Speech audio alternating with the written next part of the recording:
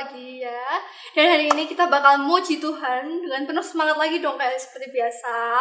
Ayo semuanya bangkit berdiri dan kita nyanyikan tentang sahabat kita yang selalu setia sama kita.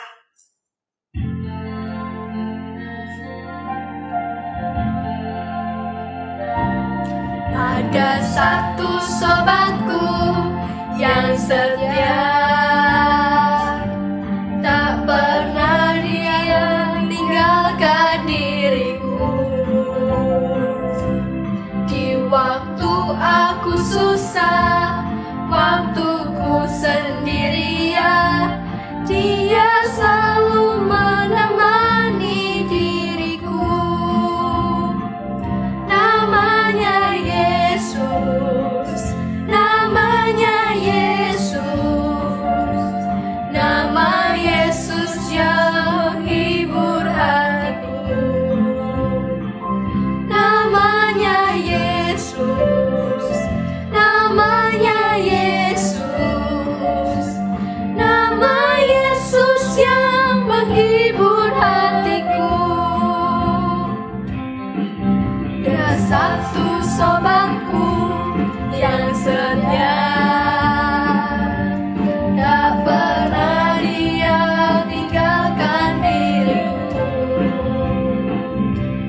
Di waktu aku susah, waktuku sendirian, dia selalu menemani diriku.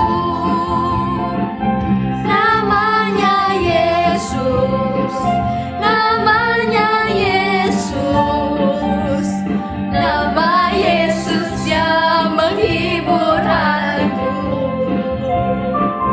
Namanya Yesus, namanya Yesus, nama Yesus yang menghibur hatiku. Nama Yesus yang menghibur hatiku. Nama Yesus yang menghibur hatiku.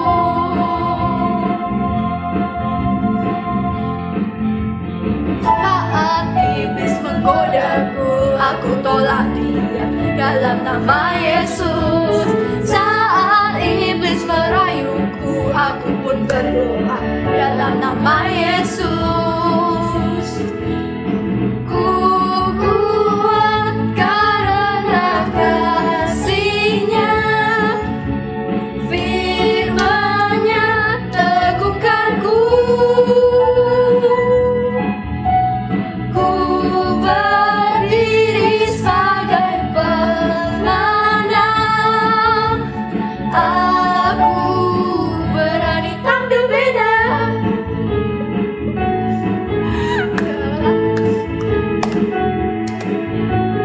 Saat iblis menggodaku, aku tolak dia dalam nama Yesus. Saat iblis merayuku, aku pun berdoa dalam nama Yesus. Ku kuat karena kasih-Nya, firman-Nya teguhkanku. Ku berdiri sebagai pemenang. Aku berani tampil beda. Aku berani tampil beda. Aku berani tampil beda.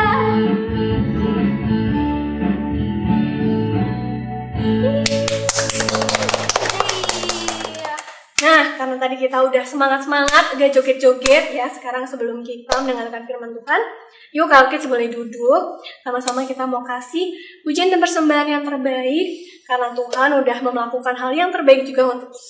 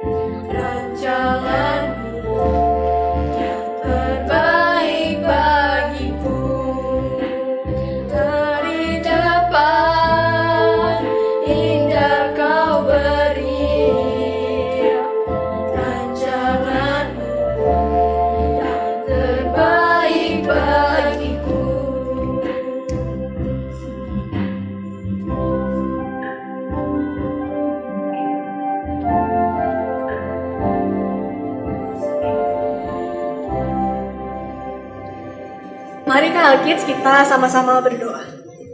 Tuhan Yesus, kami mengucap syukur kami boleh memberikan pujian dan persembahan yang terbaik buat Tuhan. Kami mengucap syukur kalau Tuhan sudah mengasihi kami sampai hari ini.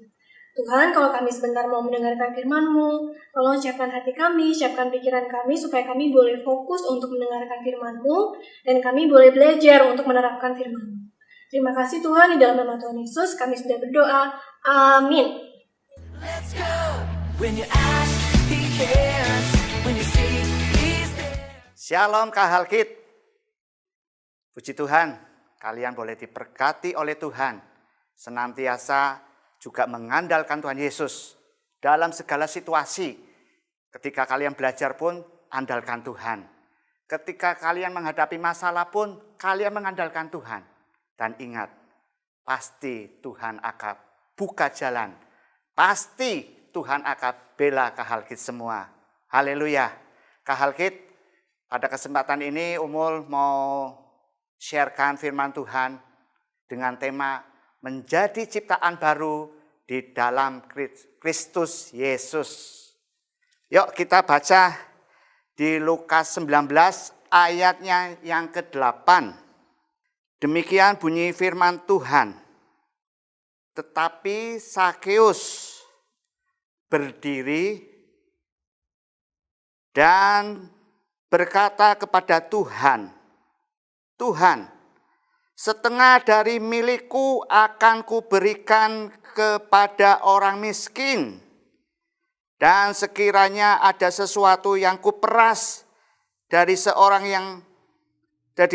seseorang akan kukembalikan 4 kali lipat. Haleluya. Bagus sekali ya tindakan Sakeus ini ya.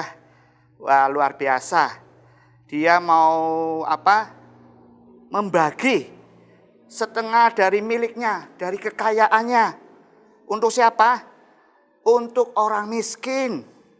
Dan dia ngomong juga, kalau ada yang kuperas, akan kukembalikan 4 kali lipat. Wow, keren. Yuk kita belajar. Apakah benar Sakeus seorang dermawan, orang yang baik hati seperti ini? Yuk kita belajari ya, kita belajar. Apakah Sakeus memang seorang dari awal memang seseorang yang dermawan seperti itu atau baik seperti itu? Yuk kita pelajari riwayat dari Sakeus ini. Di Lukas 19 ayat 1 dan 2. Demikian bunyi firman Tuhan. Yesus masuk ke kota Yeriko dan berjalan terus melintasi kota itu. Ayat 2, di situ ada seorang bernama Sakeus, kepala pemungut cukai, dan ia seorang yang kaya. Haleluya. Sakeus ini seorang pemungut cukai. Pemungut cukai ini dia pekerjaan narik pajak. Kalau zaman sekarang narik pajak. Tapi Sakeus bukan orang yang baik ternyata Kahal Kids. Dia suka memeras. Tadi di ayat 8 dikatakan kalau ada yang seseorang yang pernah diperas, memang ada. Memang dia pekerjaan dia suka memeras. Ketika meminta pajak, dia dengan kekerasan, dengan memeras sehingga orang takut. Dan Kahal Kids, dia dikatakan seorang yang kaya di ayat 2. Ia seorang yang kaya. Wow, kok bisa kaya ya? Ternyata Kahal Kids, pajak yang harusnya disetor untuk pemerintah, dia masukkan ke kantong dia sendiri sebagian. Artinya apa? Dia korupsi. Dia ambil uang rakyat untuk dirinya sendiri. Memang ada yang disetor, tapi sebagian masuk ke kantongnya dia, ke tabungannya dia. Jadi dia kaya, wajar. Baik enggak kayak gitu? Wow, itu perbuatan yang menjijikkan bagi Tuhan. Tuhan tidak berkenan seperti itu. Tuhan tidak memberkati orang-orang yang seperti itu. karena itu korupsi. Haleluya, Kak Tapi kok tadi bisa mendadak menjadi dermawan ya, si Sakius ini ya. Dia mau membagi setengah harta miliknya tadi di ayat 8 ya, untuk orang miskin. Wow, dermawan sekali.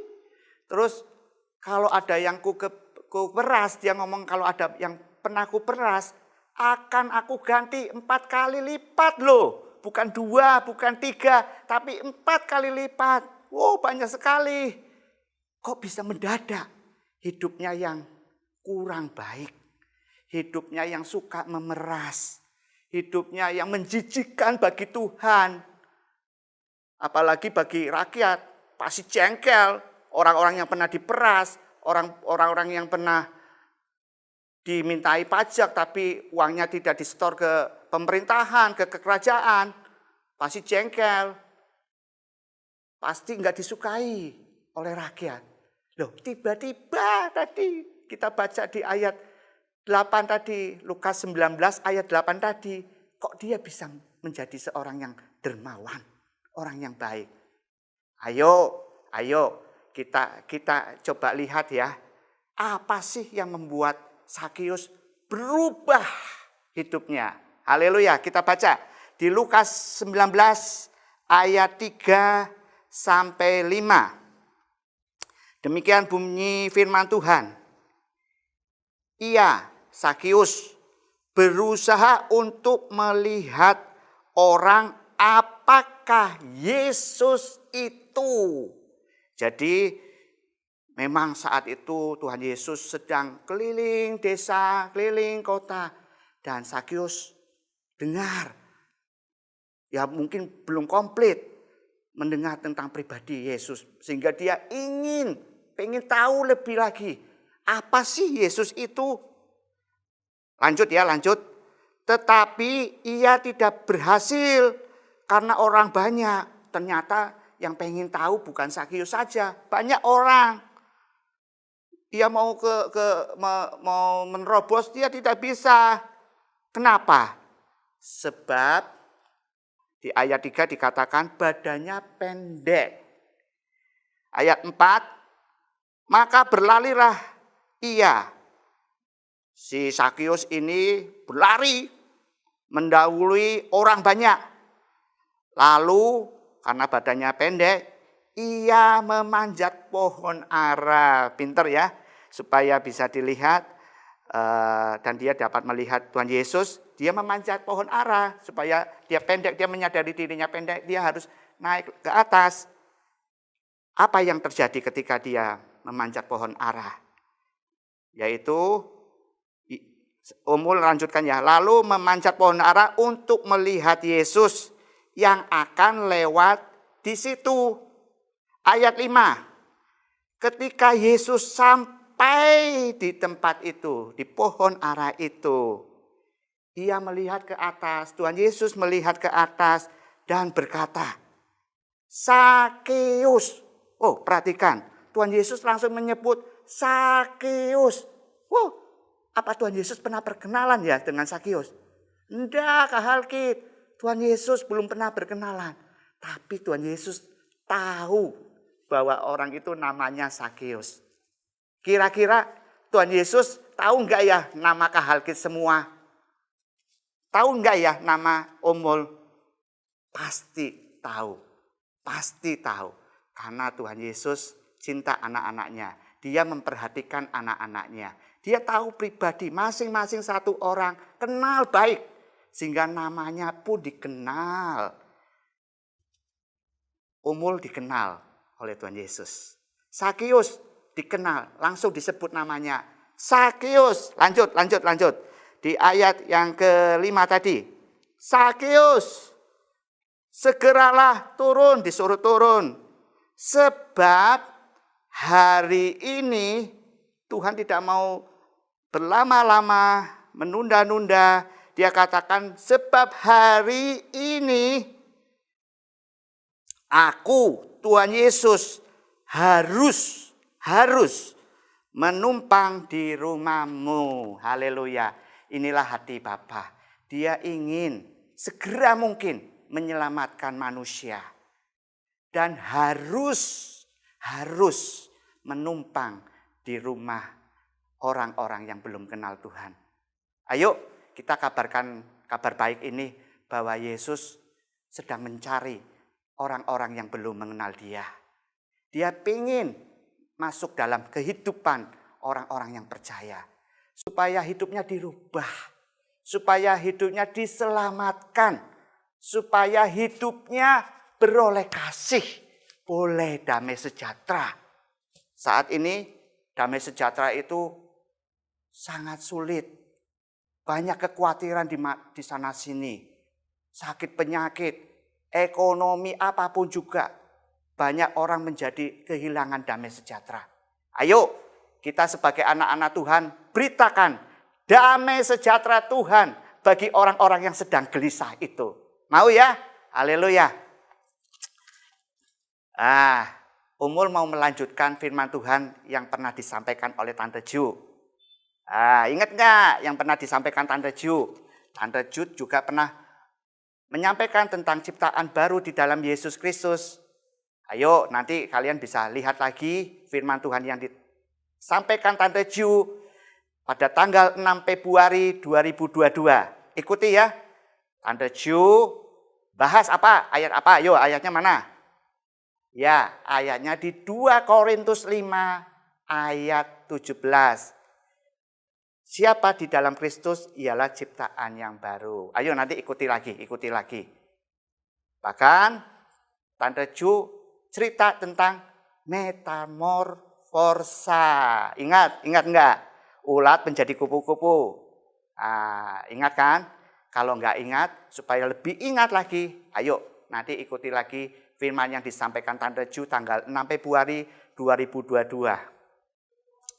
Ini, Umun mau sharing yang sama tentang ciptaan baru ini. Sharingnya dari sebuah pujian. Pujiannya tentu Kak Halkit sudah bisa semua.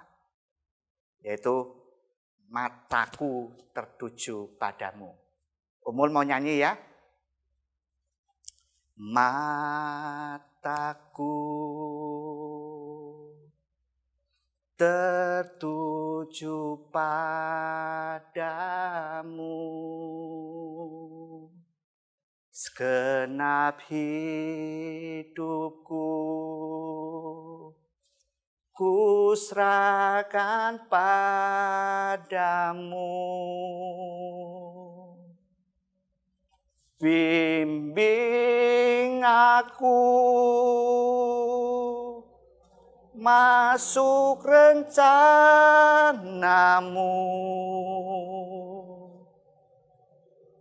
untuk membesarkan kerajaanmu.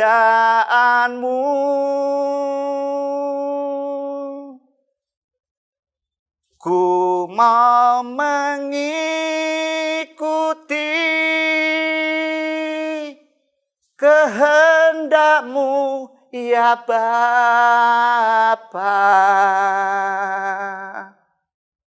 Ku mau selalu menyenangkan hati-Mu. Haleluya. Mari kita belajar 3 hal dari pujian tadi. Yang pertama dikatakan pujian tadi, mataku tertuju padamu. Pada siapa? Kepada Tuhan. Kalau mata kita mau tertuju pada Tuhan, Umul mau kasih clue, kasih cara. Ada 2 cara. Yang pertama, buka. Yang kedua, tutup. Maksudnya apa Umul? Maksudnya gini, kalau mata kita mau tertuju kepada Tuhan, kita mesti membuka. Membuka bagi siapa? Bagi Tuhan. Apa rencana Tuhan? Merenungkan kehendak Tuhan. Kita membuka hati kita, kehidupan kita untuk Tuhan. Kalau tutup bagaimana? Jelas, kalau tutup kita mau menutup segala perkataan si iblis. Ya, perkataan iblis bisa juga melalui hati nurani, atau mungkin melalui teman-teman, atau melalui orang tua, atau melalui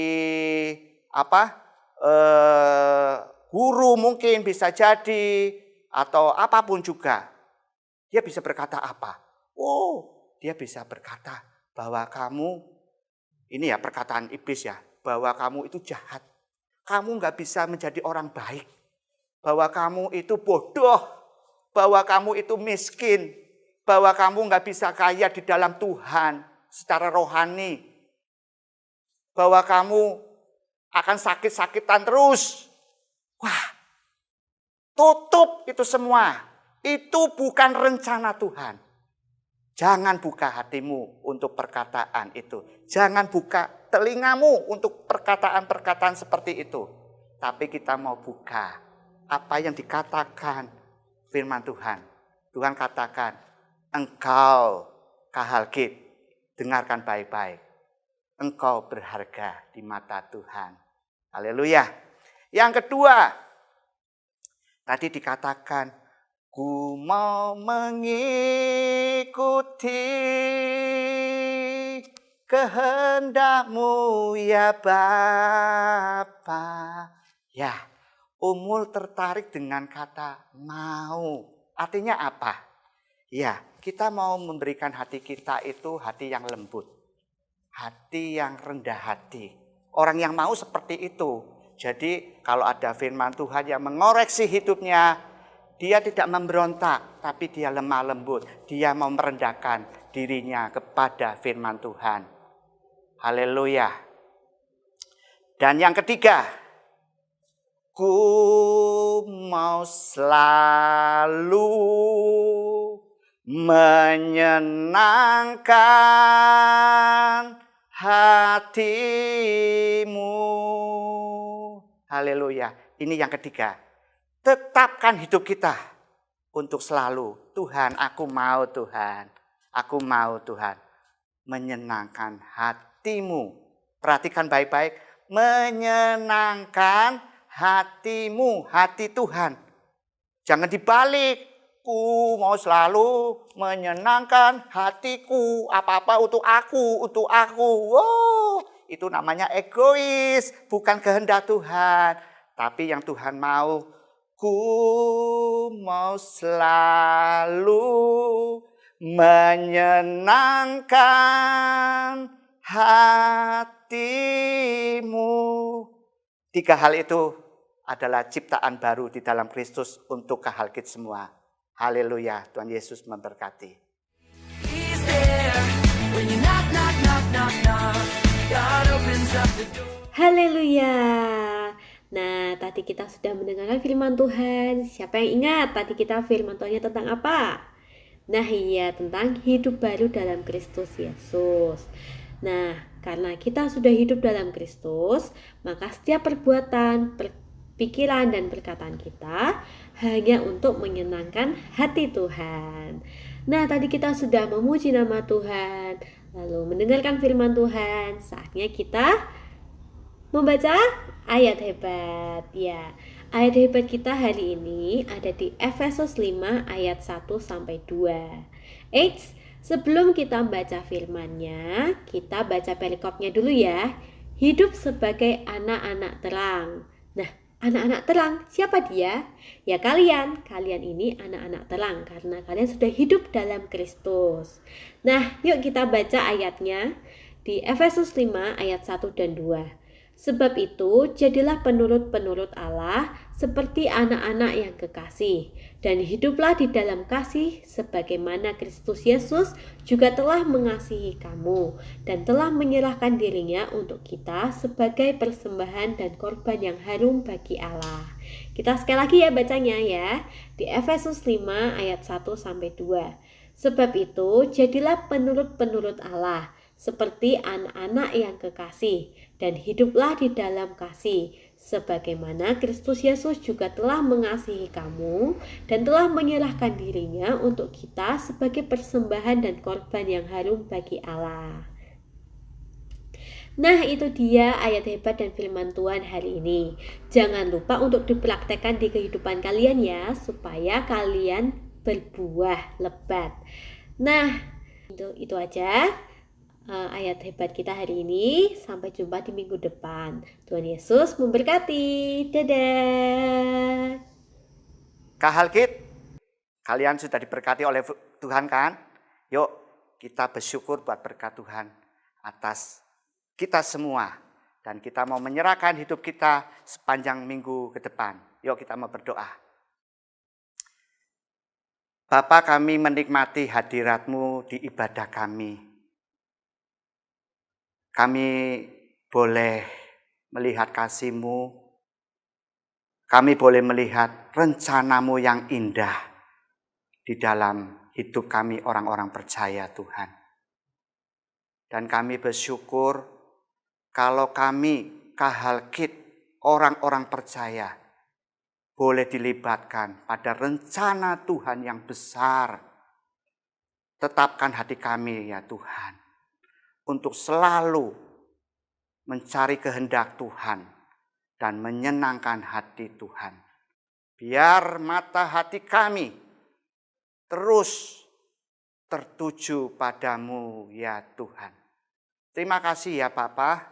Engkau yang memberkati Kahalkit, Engkau yang memberkati kedua orang tua, kakak adik sepanjang minggu ini.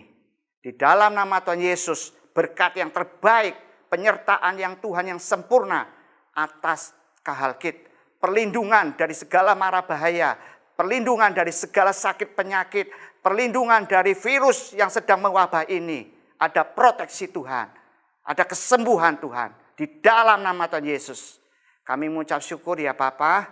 Kami mau akhiri ibadah kami pagi ini di dalam nama Tuhan Yesus. Haleluya. Amin. Bring my best praise, and I'm ready to give it all to you. I'll bring my whole heart, and I'm ready to pour it out on you. Hai anak-anak, taatilah orang tuamu dalam segala hal. Karena itulah yang indah di dalam Tuhan.